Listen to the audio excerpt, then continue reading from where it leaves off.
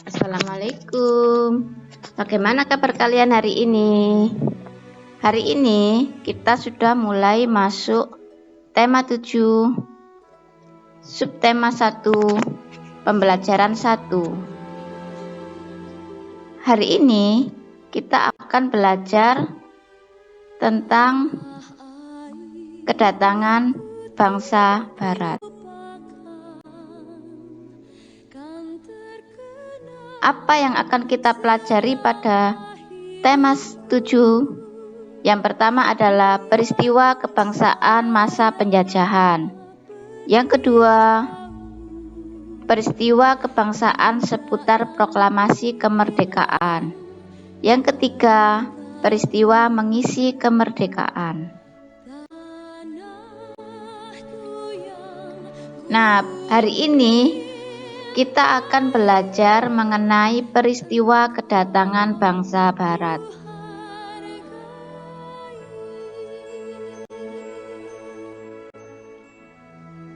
Siapa bangsa Barat itu?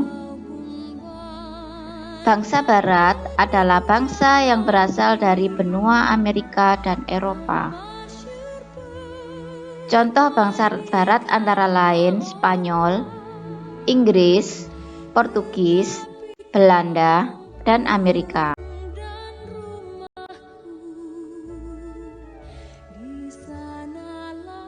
Sebelum kita belajar tentang kedatangan bangsa Barat ke Indonesia, kita perlu mengetahui tentang rempah-rempah. Apa itu rempah-rempah? Rempah-rempah adalah bagian tumbuhan yang beraroma atau berasa kuat yang digunakan dalam jumlah kecil di makanan sebagai pengawet atau perisa dalam masakan. Contoh rempah-rempah. Ini cengkeh ya, cengkeh ketika masih di pohonnya, masih basah. Ini cengkeh ketika sudah dikeringkan. Nah, ini ada merica, ada pala, ada cengkeh, dan sebagainya. Ini juga contoh rempah-rempah. Kalau ini yang di pojok kanan bawah ini bukan rempah-rempah. Ini adalah jibel.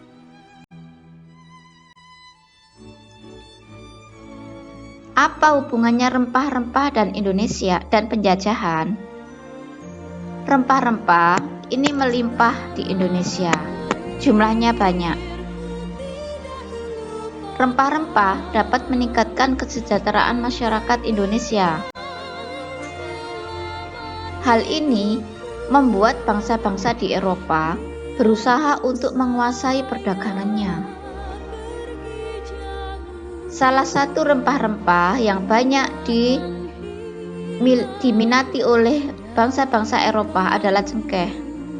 Cengkeh memiliki banyak manfaat. Di antaranya sebagai bumbu masak. Cengkeh ini digunakan dalam bentuk bunga utuh atau dalam bentuk bubuk. Bangsa Cina dan Jepang memanfaatkan cengkeh sebagai dupa. Minyak cengkeh juga digunakan sebagai aromaterapi dan obat sakit gigi.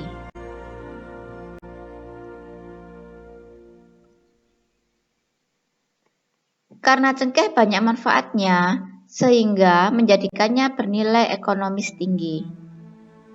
Oleh karena itulah, cengkeh merupakan salah satu bahan rempah-rempah yang menjadi buruan bangsa-bangsa Eropa. Hal ini memicu terjadinya penjajahan di Indonesia.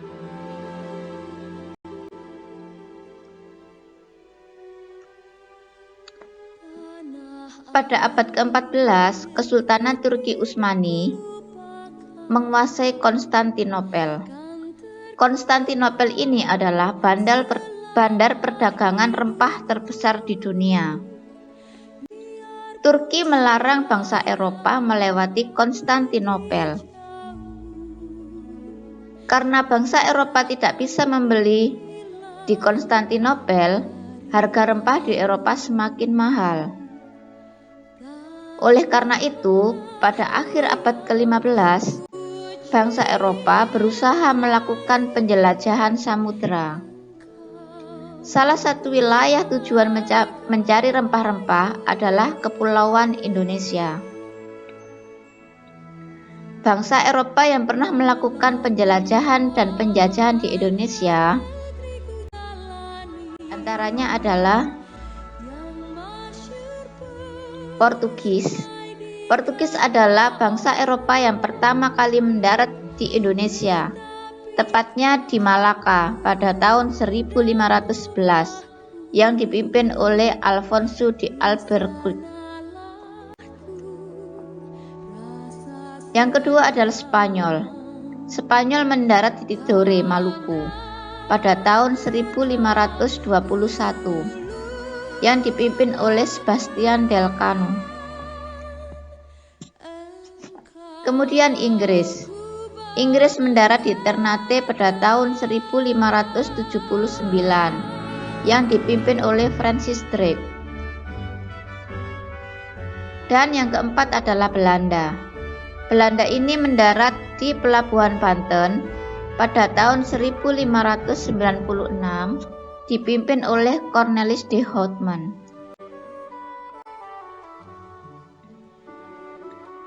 Mengapa bangsa Eropa melakukan penjelajahan samudra? Salah satunya adalah keinginan mencari kekayaan. Kekayaan yang mereka cari adalah rempah-rempah. Mengapa? Karena harga rempah-rempah semahal emas atau gold. Bangsa Eropa sangat membutuhkan rempah-rempah untuk industri obat-obatan dan bumbu masak. Yang kedua, adanya keinginan menyebarkan agama atau gospel.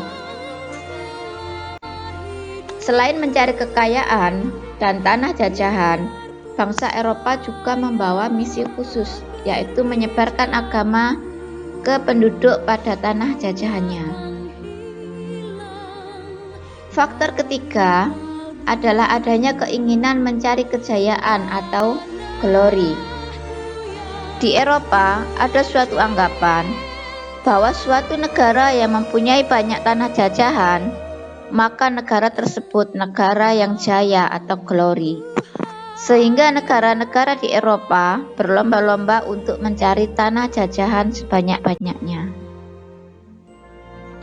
Yang keempat adalah perkembangan ilmu pengetahuan dan teknologi. Di antaranya adalah teknik pembuatan kapal, ditemukannya mesiu untuk persenjataan, dan ditemukannya kompas. Perkembangan teknologi ini menjadi faktor pendorong penjelajahan samudra.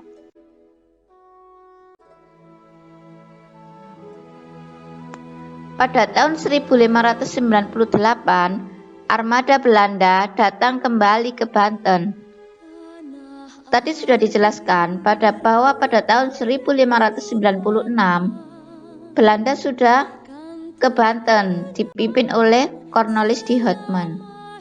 Namun mereka ditolak oleh masyarakat Banten. 2 tahun kemudian, Belanda datang lagi dipimpin oleh Jacob van Net. Mereka membangun kekuatan, dan pada tahun 1602, Belanda mendirikan kongsi dagang yang bernama Verenigde Oost-Indische Compagnie atau disingkat dengan VOC. VOC ini menerapkan berbagai kebijakan yang merugikan rakyat Indonesia, di antaranya monopoli dagang dan kewajiban membayar upeti.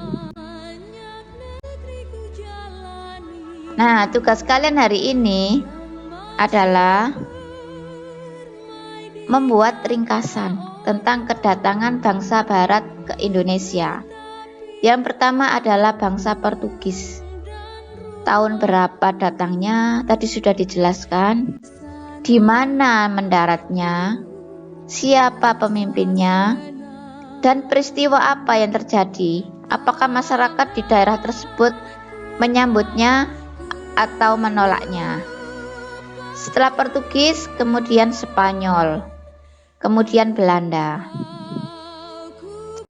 Anak-anak, Kalian bisa mencari jawabannya pada buku paket tema 7 halaman 2-6 atau buku PR tema 7 halaman 3-5 atau sumber lain, buku lain atau dari internet.